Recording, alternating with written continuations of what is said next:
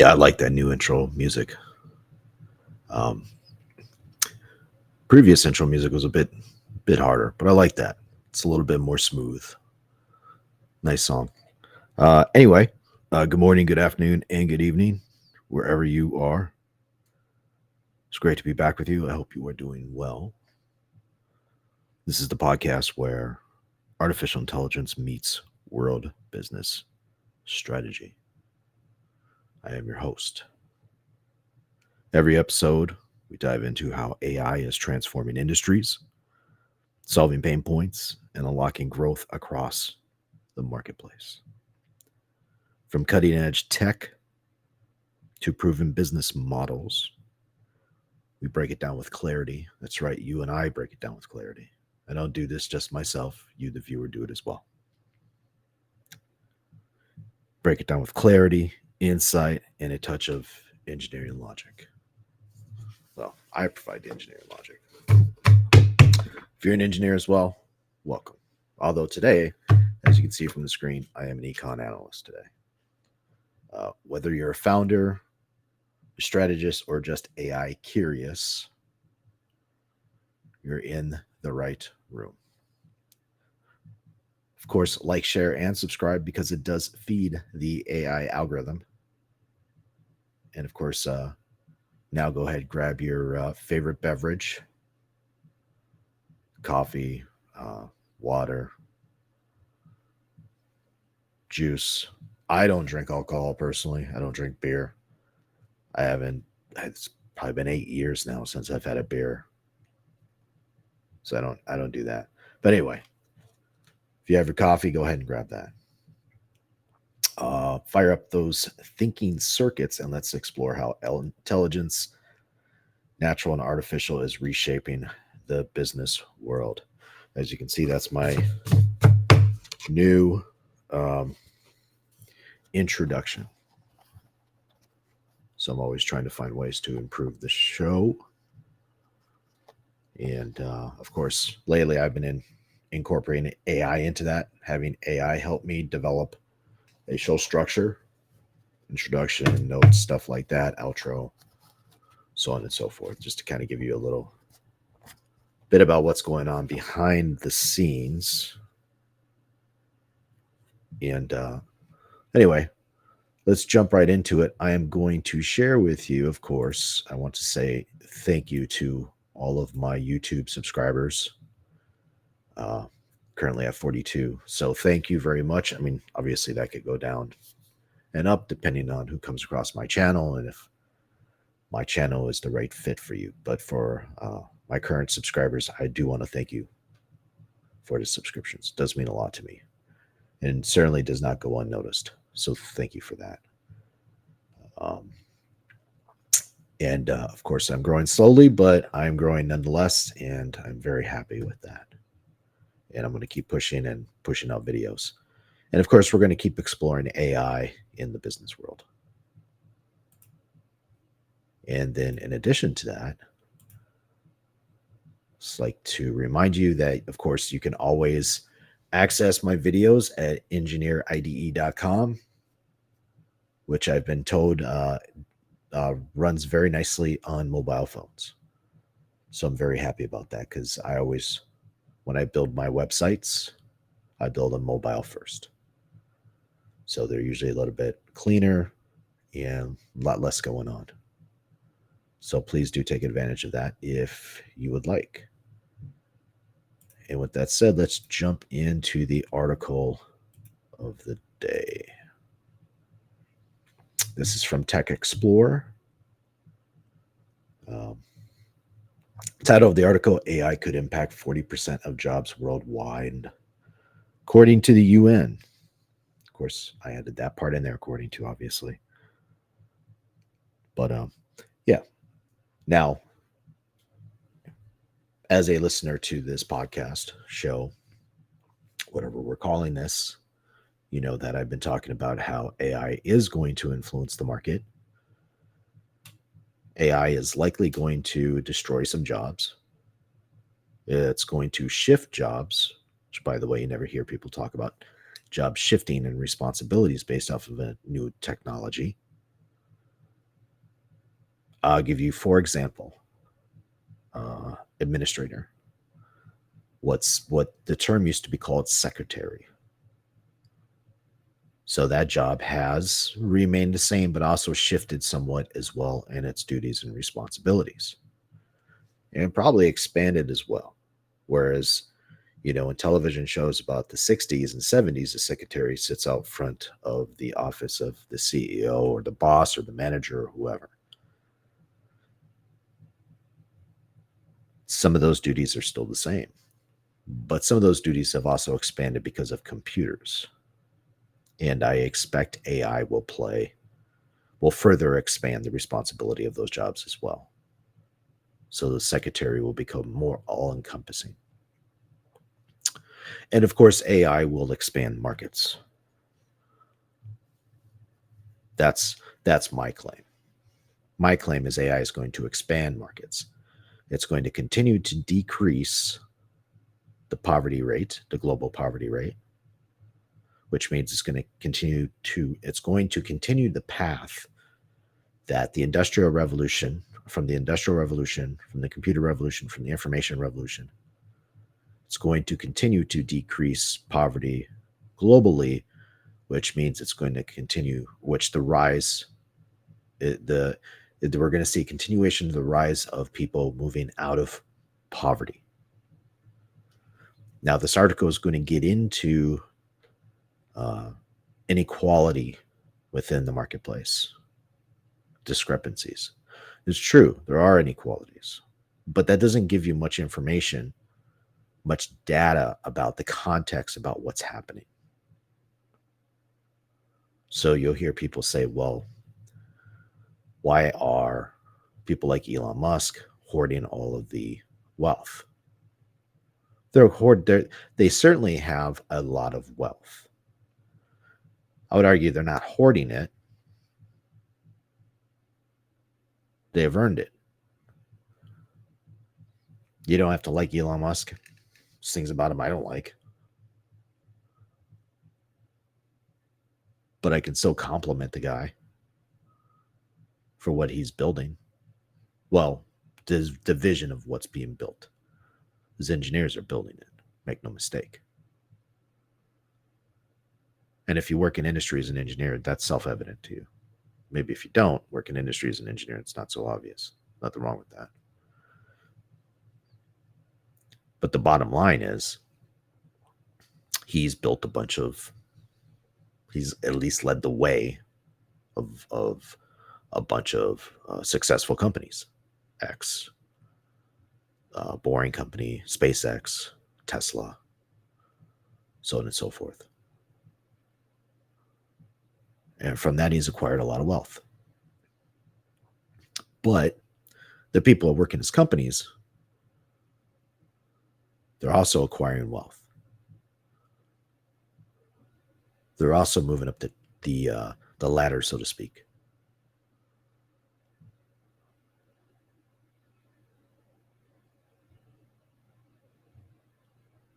Again, the economic data says everyone is moving out of poverty, not into poverty. So there could be a differential between, let's say, what CEOs are making and what their employees are making. But that doesn't tell us the entire story.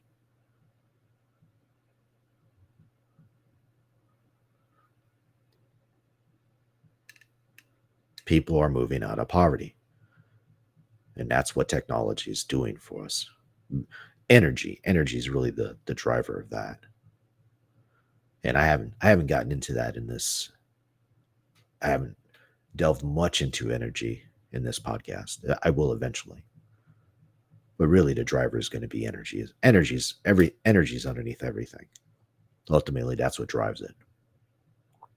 But we're going to use technology for now as our vehicle to explore these ideas. Anyway, I'll get back to that. I have plenty to say on this stuff as we go through this. So let's jump into it. Article begins, the global artificial intelligence market is projected to reach 4.8 trillion, roughly the size of Germany's economy by 2033. The UN said Thursday, warning nearly half of jobs worldwide could be affected. Yes, I just said that. I expect that. Hopefully, hopefully, hopefully the AR market is greater than 4.8 trillion by 2033. And if you're new to this show, you could say, oh, well, are you saying you want more than 50% of the market to be affected or jobs? Well, that doesn't mean that.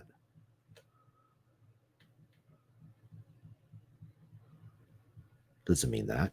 We're not assuming a linear relationship here. What I am saying is that as technology grows in value, maybe it's correlated, maybe it's not. I imagine there's some correlation. I imagine it's directional. As we develop technologies, as we harness our energies, poverty goes down. It goes down. I would expect, as I said earlier, I would expect half the jobs worldwide will be affected. That's creative destruction. We're watching creative destruction right in front of our eyes. That's the market optimizing. Again, I get back creative destruction. Some jobs will go away. Some jobs will be shifted. A lot more jobs will be created. That's what happened with computers.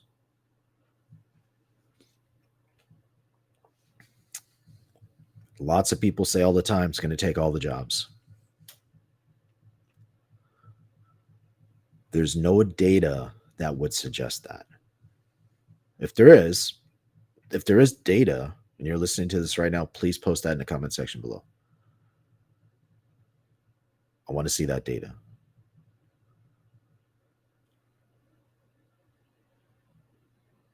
Because the fact of the matter is markets have been expanding and they continue to expand. And Africa hasn't even gotten started yet. Waiting for Africa to embrace markets. And if you're wondering where I'm at on this, I'm waiting for Africa to embrace free market capitalism. That's what I'm waiting for them to embrace. So let's put a little context on this. I said 4.8 trillion by 2033.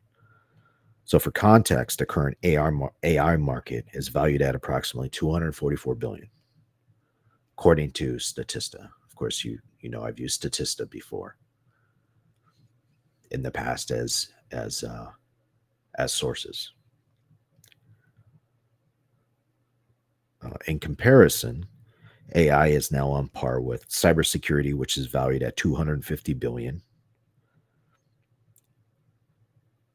For reference, cloud computing is valued at about 600 billion, and quantum computing is valued at less than 10 billion. It's annually. Of course, that's all expected to rise. And of course, we all benefit from that if that rises. Directly or indirectly, we all benefit from that. Let's continue here. Excuse me. While AI is transforming economies and creating vast opportunities, the technology also risks deepening existing inequalities. The UN Trade and Development Agency, UNCTAD, warned in a report.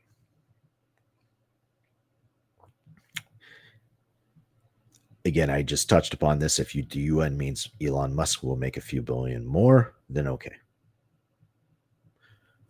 As long as everyone else is rising up, which that's what the data is suggesting.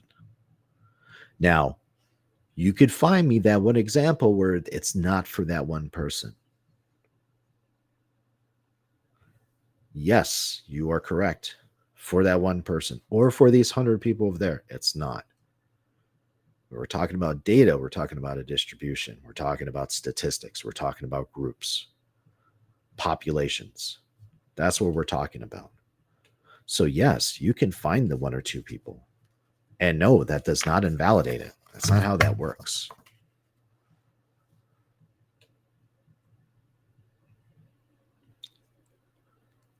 It's about statistics. It's about trends. The data suggests people are coming out of poverty.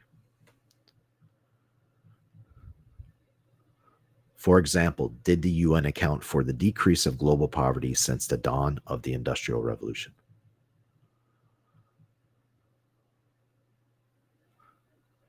Did they?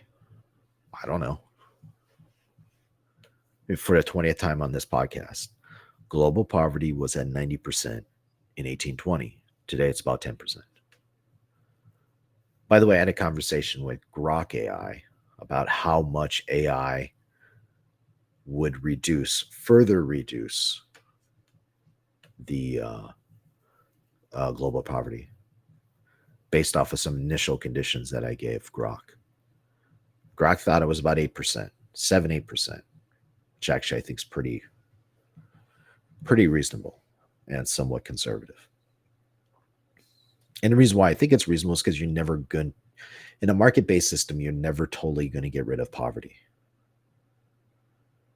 And somebody out there, somebody socialist leaning could tell me, well, then we need to do socialism. It's like, well, you're just going to thrust everyone into poverty at that point. The point is there's no perfect system. And by the way, they're comparing perfect socialism to imperfect capitalism. And there's no such thing as a perfect economic system. I know that. My fellow libertarians know that. We know the system's not perfect. But we know the system is optimal compared to all the other economic systems. Trust me, if there was a better economic system, I would jump off this bandwagon and jump onto the other one. But the problem is there's not, and the reason why is because you're dealing with people.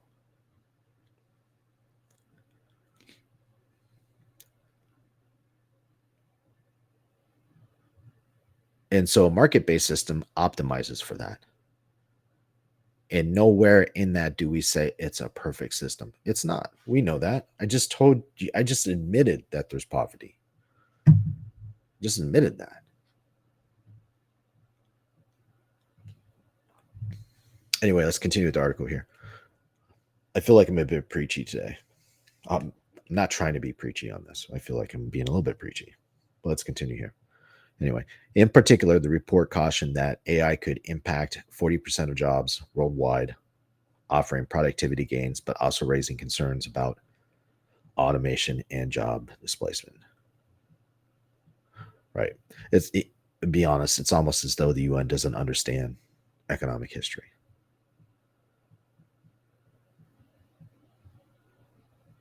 Here's my point. Time and time again, with the introduction of new technologies in the marketplace, some jobs have been destroyed,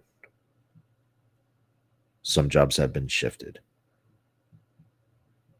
but most jobs have been created.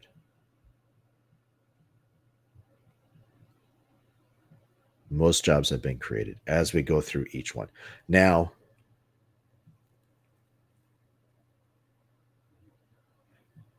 it should follow that this will happen for this one as well.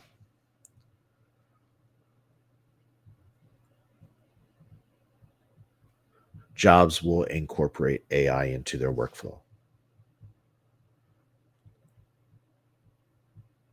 I'm doing it at work. I'm incorporating AI into my workflow. I do it here. In this show, I incorporate AI into the development process of this show. Putting together this episode, the structure of this episode. How is this episode going to go? Analyzing the article, giving me back SEO, search engine optimization, short tails, long tails, question tails, stuff like that. Although I don't think they're called question tails. I'm like, remember what the term is. But I'm throwing this article into Grok. I'm throwing it in ChatGPT, and I'm saying, hey, go ahead, analyze this document for me. These are the things that I want from it.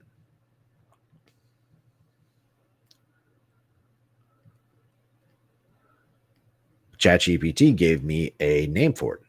It's called YouTube content. What's it called? Oh, YouTube content package. That's what ChatGPT decided to call it. Cool.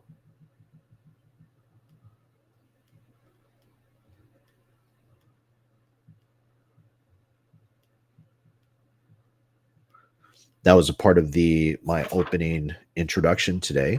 That part of that came as a suggestion from ChatGPT to change some of it. I do like my old way of doing it. Actually, I do like that. Maybe I'll go back to it. I might try this a couple times, see how it feels. You let me know down in the comment section below if you like it or not.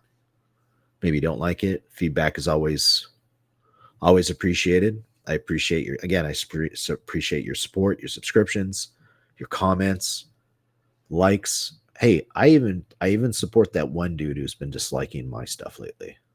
I appreciate you as well. I get it. Not everyone's going to like this. Not everyone's going to agree with it. I get it. This is a part of the job description for this. Not everyone liked Rush Limbaugh. Not everyone liked Tom Likas. There were a lot of women that hated Tom Likas. Boy, that show was magical. That talk show was just magical. So I get it. I get it. But I still appreciate you. Let's continue here with the article. While previous waves of technology mainly impacted blue-collar jobs, UNCTAD, UNICTAD, highlighted that knowledge-intensive sectors would be left most exposed by AI. I'm going to get to that here in a second. This means advanced economies will surely be hit hardest. Will be surely hardest hit, it said, adding, though, that these economies were better positioned to harness the benefits of AI than developing economies. I'm going to tell you right now, engineering jobs aren't going anywhere. They're not going anywhere. Project engineering jobs, they're not going anywhere. Engineering techs, not going anywhere. By the way, if you are claiming to be an AI influencer and you don't know what the term engineering tech means, and you're saying AI is going to take all the jobs,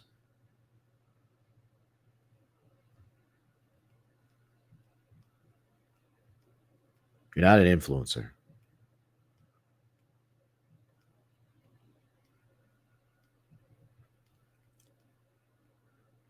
Because when you're talking about AI is going to take all the jobs, that implies you know something about integrating technology into industry.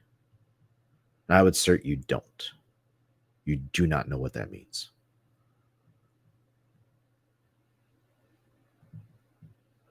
Of course, if you're an AI influencer, I doubt you're listening to this podcast. So there's that. But I'd like to know, how will knowledge-intensive sectors be exposed by AI? I would like to know that. Again, there seems to be a lack of knowledge in these articles about how technology is integrated into the marketplace. It isn't the case a cool piece of new tech comes along and everyone adopts it. That's just not the way it works.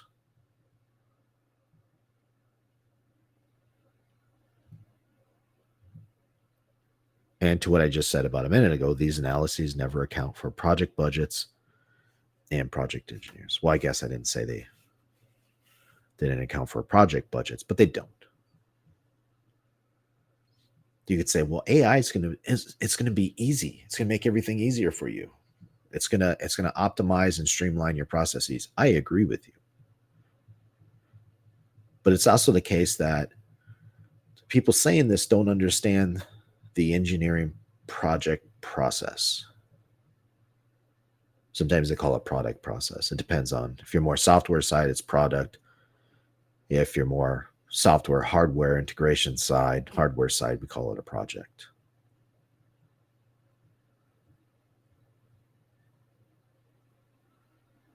Anyway, the project has a timeline. And let's say you're behind, but you need to get stuff done. And you go to your project engineer and say, hey, I'm going to incorporate AI into my workflow. The only thing they're thinking about is, why are you adding more work to your plate? Just focus on the stuff you need to get done right now. They're not thinking about all the cool stuff that people, say on X in the spaces about, oh, AI is just going to fix everything. They don't care. They care about getting the project done. Skynet, take a ticket, sit down outside of my office. I'll let you know when I want to talk to you. That's what they're going to say.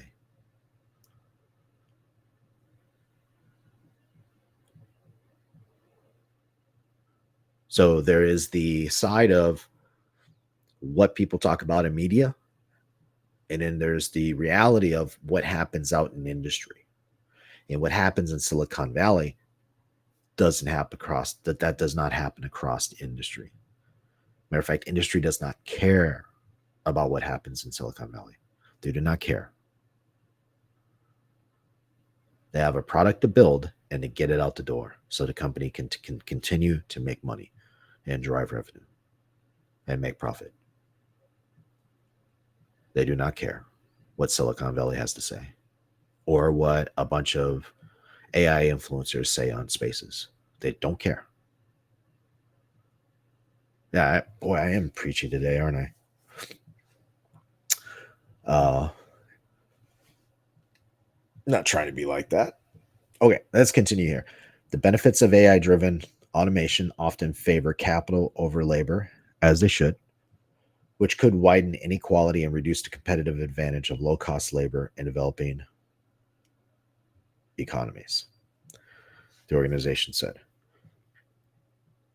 Again, AI driven automation should favor capital over labor. It's a technology. But even though it's a technology, it still requires labor.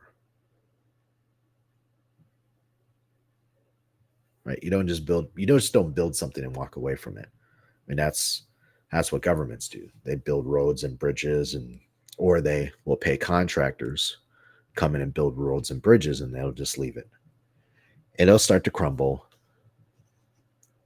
And then civil engineering organizations will give the United States government a D for awful roads and bridges. And that's because policymakers do not understand that the most expensive part of developing technology is the maintenance phase. If you're going to continue to use a piece of technology, that costs money. Because all technology starts to break down over time. So if you're going to continue to use it, you have to keep it maintained indefinitely.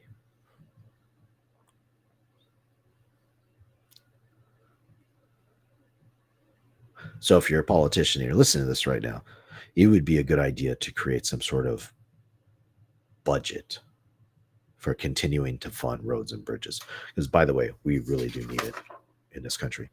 If they're public goods, right? If we're going to pay taxes, we should get something for those taxes, like good roads and good services. Let's continue here. Let me scroll this up a little bit. In a statement, the agency chief, Rebecca Greenspan, underlined the importance of ensuring people are at the center of AI development, urging stronger intentional cooperation. Here's the quote: to shift the focus from technology to people, enabling countries to create global artificial intelligence framework. Well, people will be at the center of AI. They are always at the center of AI. AI doesn't happen without people. That's not a thing. AI does not build itself, at least not yet, and not that I know of.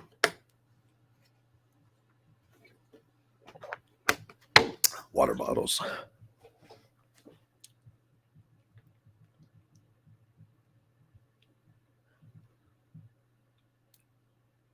And if AI does build itself, well, it should be tested.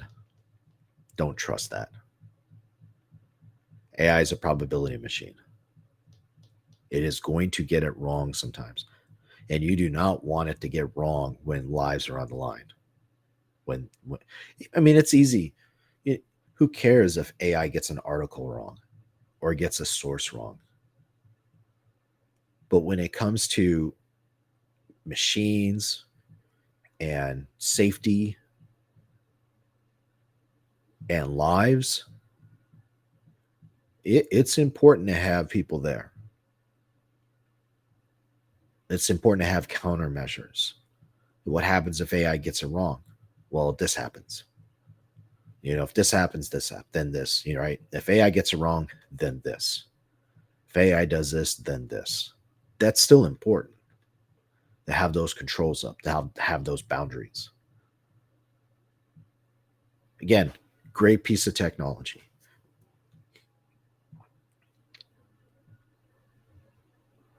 We should continue to develop it and optimize it, but with the understanding of it is a probability machine. It's not deterministic, meaning we can predict with 100% accuracy. There's always going to be some sort of error.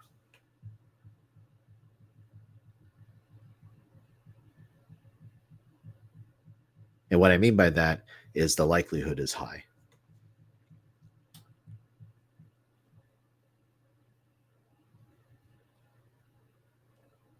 So let's continue the article here. Quote, history has shown that while technological progress drives economic growth, it does, and it always does not on its own ensure equitable income distribution or promote inclusive human development, she warned in the report. And there we go. That is the socialist mindset. That is not the mindset of a person who believes in markets. By the way, that's not the mindset of somebody who understands economics. There's no such thing as equitable income distribution. Here's my book recommendation of the day, Social Justice Fallacies by Thomas Sowell. There's no such thing as that. Did I underwrite? I'm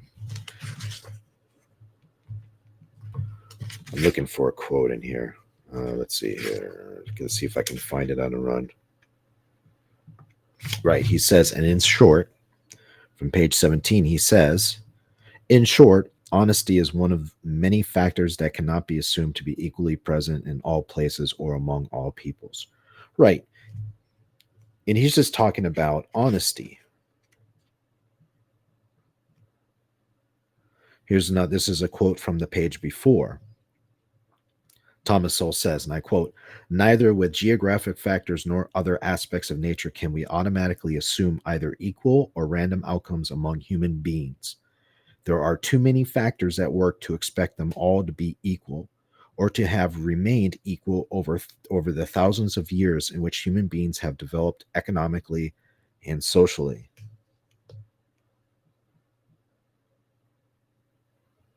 Right. There's no such thing as equitable income distribution. You can't do it. I mean, we could try for a million years and maybe get it right. But you're talking about a complex system that is probabilistic. The systems we live in are probabilistic systems, meaning that think of the most simplistic probability system I can think of is a coin, heads and tails. Try to predict heads and tails with accuracy, 100% accuracy all the time.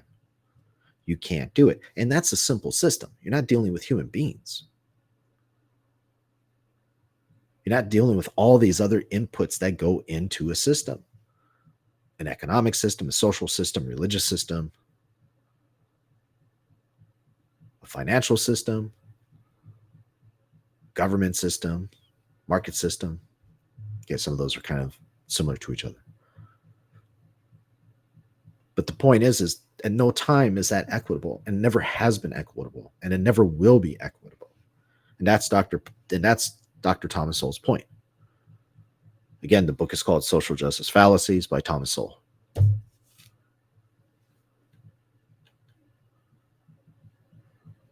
Great read. I highly recommend it. This is not a productive way to look at markets. It's not a productive way to look at opportunities. It's not a productive way to look at success.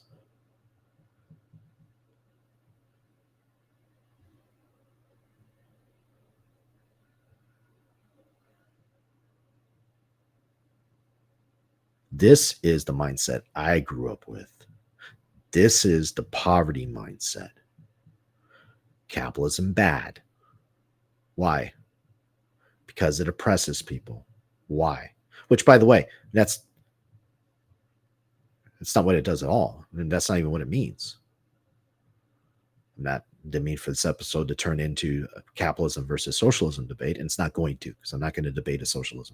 It doesn't make any sense to have a conversation with a socialist.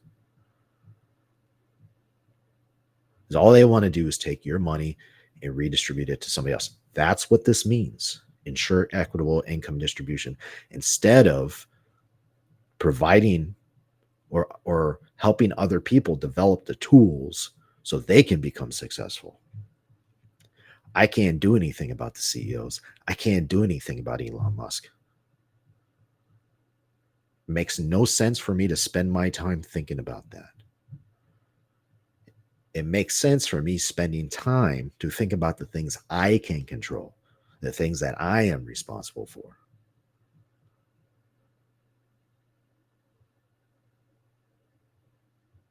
I can't affect government policy and AI. I can't do that. I don't have access to that. You say, well, you don't have access to that. That's not fair. Life's not fair. I don't care. Nobody offered me a radio show to talk about this stuff. I created my own podcast to talk about this stuff.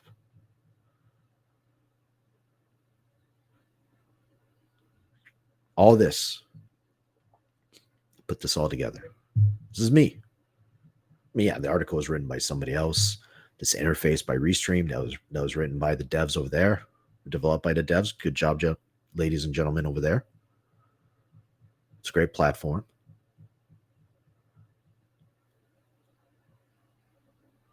The more than 1,300 followers on X, I earned that by providing good content, at least content they feel is valuable. 40 plus subscribers on YouTube. I assume my subscribers appreciate my content and want to support my work. By the way, if you would like to support my work financially, go ahead and follow that QR code up above or at the beginning of the video. I can control this environment. I can't control what other people do. I can't control what the American government does. I can't control what the European Union does. I can control what I do. Equitable income distribution. That's what I had to deal with when I was going through school. And I had to deal with its predecessor when I was younger. That mindset kept me in poverty a lot longer than I should have been. That's the poverty mindset right there. I don't want people to be in poverty, but that's the poverty mindset. I want people to do well. If people are doing business with each other, if neighbors are buying products and services or purchasing products and services from each other, purchasing products, utilizing services, then they are not going to war with each other. They are not killing each other. I do not live in a utopia. I don't think there's the opportunity for there to be a utopia. And I'm a big Star Trek fan. I believe in Roddenberry's vision. I just don't think it's possible. Why? Because of human beings.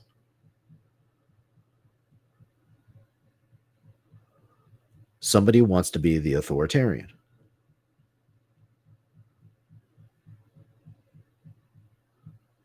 But in markets, it doesn't make any sense to be an authoritarian. So it gives people who probably have a tendency to be authoritarians different incentive structure.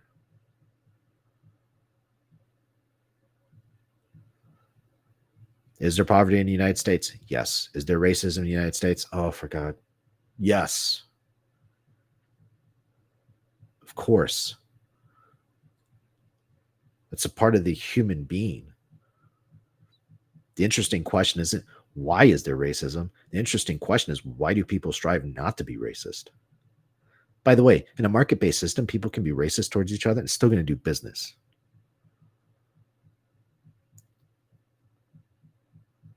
They're not hanging each other. They're doing business with each other. Who cares if they like each other? They're doing business. But the thing is when they do business with each other, they're more likely to like each other. They get to know each other.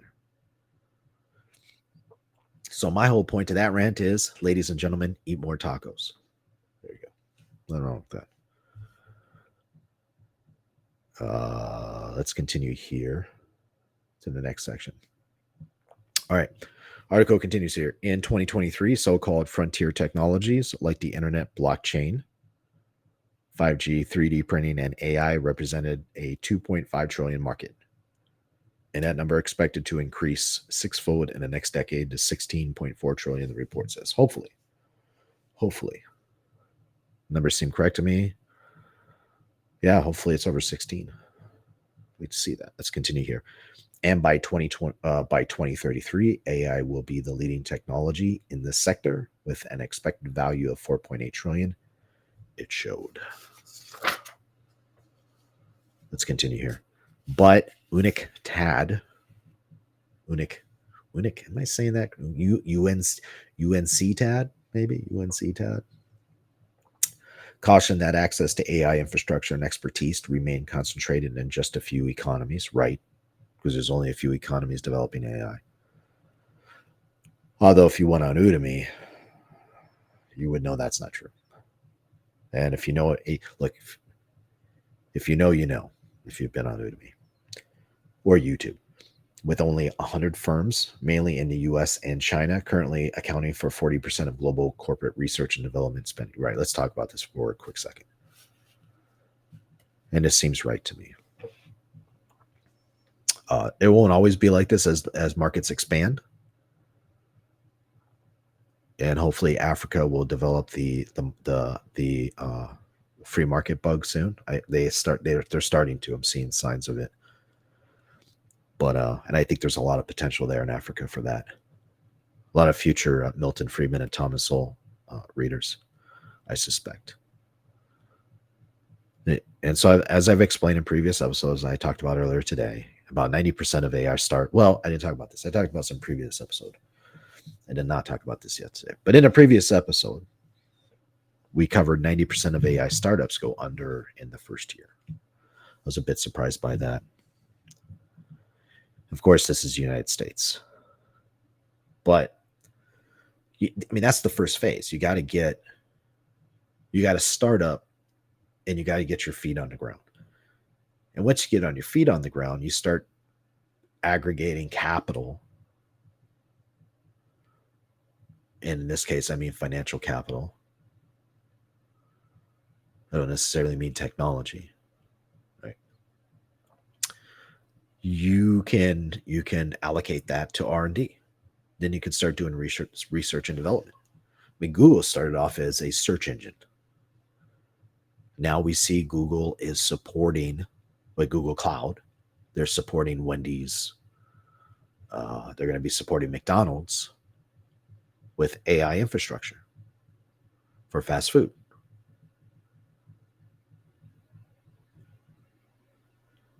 But they're able to do that now. They're in that position now because they were able to get past the startup phase. They were able to settle into being a company and driving revenue and aggregating profits. And then taking some of that profit and allocating some of those funds, capital, into R&D. That's the model. That's how you do it.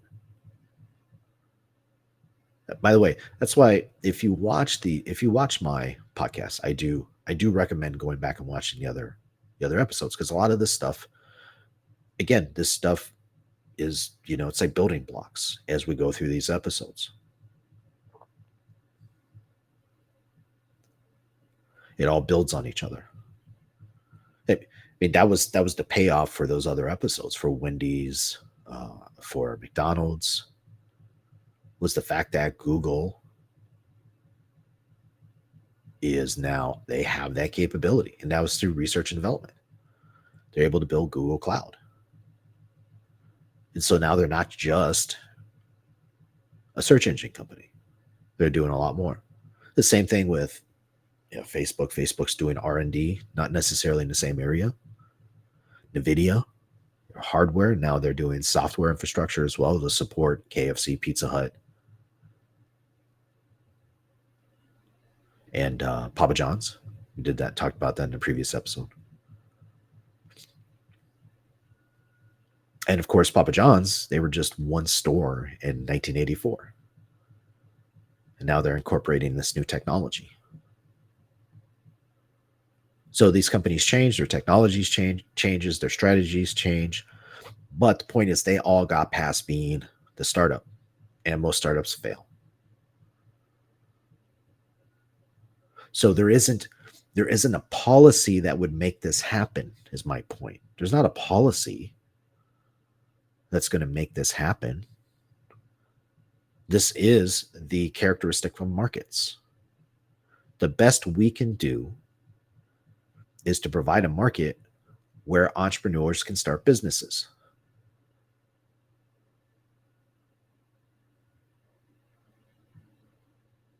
They have the freedom from governments and tyrants to start businesses.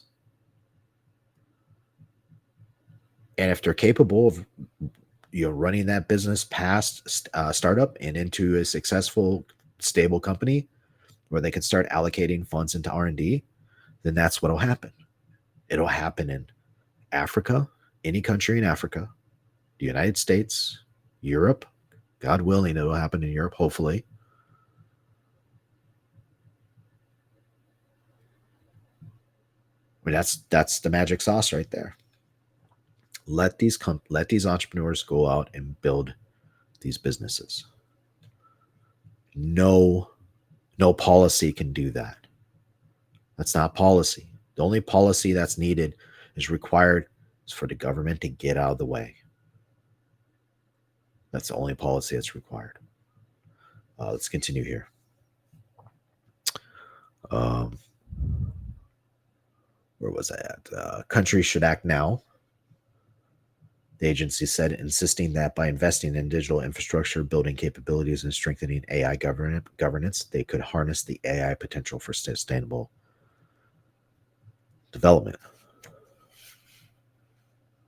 Well, countries should invest in what makes sense for them. If they want to do that, the best investment for a country, get out of the way. Provide a marketplace for your citizens to be able to build businesses. No matter what that business is.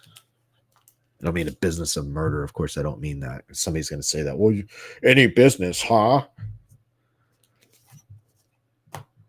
Something a dumb person would say. No, if you're running a legit business, you don't want to hurt your customers. You want your customers to come back, so you're going to provide a good product and service. That's what you want. Let's continue here. AI is not just about replacing jobs, it said, insisting that technology could also create new industries and empower workers. Right. Well, it's going to do both. It's not one or the other. It's going to do both. That's creative destruction. Let's continue here. Investing. Let's see here. Investing in reskilling, upskilling, and workforce adaptation is essential to ensure AI enhances employment opportunities rather than eliminating them. With this, I do agree. I do agree with this. But my question would be, who's responsible for that? In the United States, the educational system is responsible for that. And the government has taken responsibility for that since they operate public schools. So it is the government that is responsible for that. If the government wants to improve their workforce or the technological abilities of their workforce, then they're going to implement educational programs that will do as such. Now, it's my position that's not what they're doing. It is my position that if you go to a public school As soon as you get out, you graduate from high school, you should have a skill set to be productive and successful in the marketplace, at least productive. That could be in the trades, that could be in business, it can be in something. You should not have to go to a university in order to have an opportunity in the marketplace. That should not be a prerequisite. Now, if you want to go to a university to differentiate yourself from everyone else,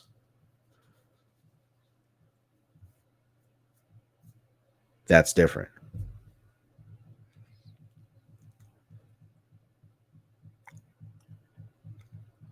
But most jobs shouldn't require that.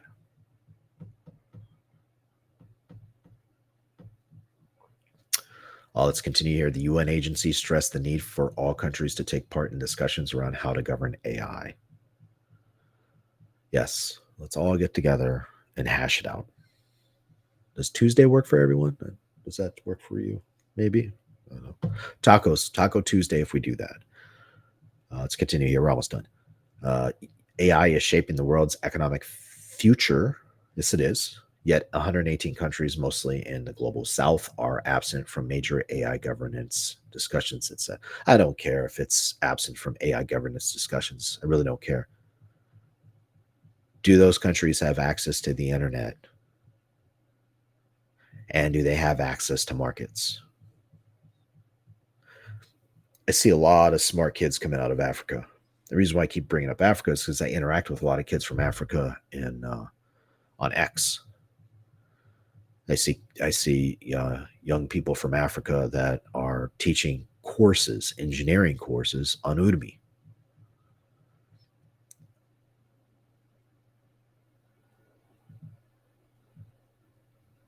Sounds like they have access to things. Now, do they have access to board meetings and the UN's daily agenda? No, neither do I, and I don't care. I'm glad I don't. Neither should they, because it's a waste of their time. They should be focusing on the things they should be focusing on, which is building their technological talent stack. That's what they should be doing. And I see a lot of them doing it. I'm happy, proud they're doing it. Let's see here. Further quote from the article: as AI regulation and ethical frameworks take shape, hopefully regulation is not unbearable. There's a concern there. It'll make us poor because they could regulate AI out of existence if they wanted to. Let's continue. Developing nations must have a seat at the table to ensure AI serves global progress, not just the interests of a few. Well, I'm pretty sure they're talking about prominent politicians having a seat at the table and none of the people actually building the technologies. Pretty sure that's what they're talking about. So I'll jump into my final three questions here for you. And by the way, I'm glad you're here today. If you found this useful, found this entertaining, please do like, share, and subscribe because it does feed the AI algorithm. Please post your comments and questions below. I'd love to hear from you. I do really appreciate that. So let's jump into this. First question: can global cooperation ensure AI benefits everyone, not just tech giants? Yeah, outside of government and tech giants, sure. Yeah, it does, and it already is. Go on the internet sometime. Go on X, go on Udemy. There's a lot of interaction going on between people from different parts of the world. It's great stuff. Second question: how can developing nations leapfrog into the AI revolution without being left behind? Well, first they have to build some basic infrastructure. There are cities, large cities in Africa, make no mistake. I'm just using Africa as the example. Of course, there are a lot of poor places in Africa as well. There's poor places here in the United States. I could apply the same question to Southside Chicago, and I can apply this question to Appalachia.